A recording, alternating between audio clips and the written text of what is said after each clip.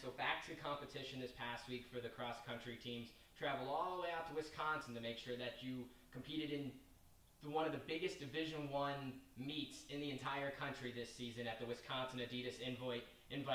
A great finish by yourself, the top 20, and you also got the top finisher for Edinboro this week. What was kind of your mindset coming in, knowing that there are so many nationally ranked teams competing and so many great runners that you'll be facing on the course? It was exciting. I think the biggest thing for me was that there was no pressure going into this race. I mean, no pressure from PSAC, no pressure from kind of like the goals that we were trying to accomplish. I guess it was just, this was a chance to get into a national caliber race with national caliber guys and just run. I know it was a big deal for a lot of those teams, and I think like my mindset going into it was the race that we were in, there were guys that were competing for a spot on their national team. They were fighting to stay alive. They were fighting to keep their own season alive, and I just went in there to break as many hopes as I could, and it was a lot of fun. It was a lot of fun to just be able to go in and just race. You were able to just go in there and do what you wanted to, a little free spirit almost on the course. How was it? What was the experience like to be able to not have the pressures of the league and not have the pressures of common foes, just being able to be yourself and be the runner and maybe play a little bit of spoiler role like you talked about? How was that to be able to do that on Friday? It's very relaxing. I guess for me, the points in training, the points in racing that often give me anxiety, I didn't really have to overthink it. I mean, each day, between like our runs leading up to it, practice on the course, the day before the race, the morning of, everything was just so calm and so relaxed for me.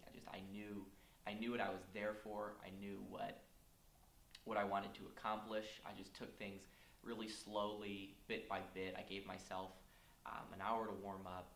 We ran the course, just plenty of time to stretch and put my shoes on and just kind of get myself ready and prepared, really visualizing the race, where in other instances I'd be worried about the course, how I was going to get through it, who I needed to watch out for, splits that I needed to hit throughout.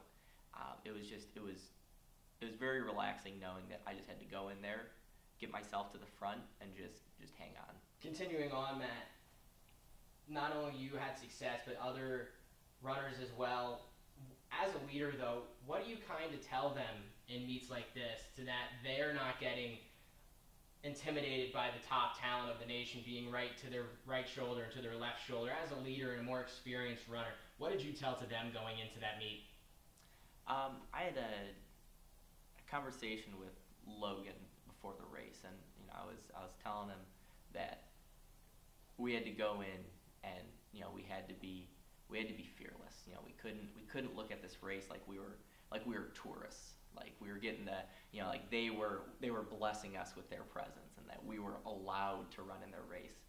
I was telling him that we had to go in and just take it, and just know that we deserve to be in that race, that we deserve to be there, and that we were just as good as all of the guys that we were running with.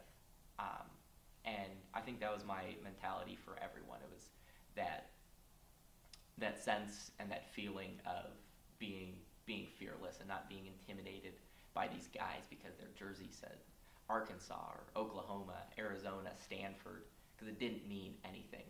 Your singlet means nothing. It's what you do with that singlet on.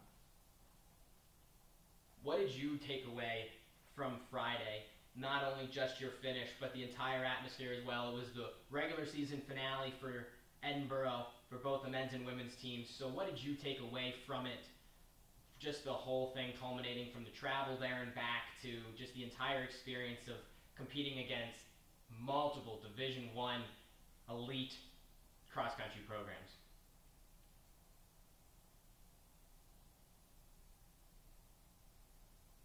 The thing that I took away was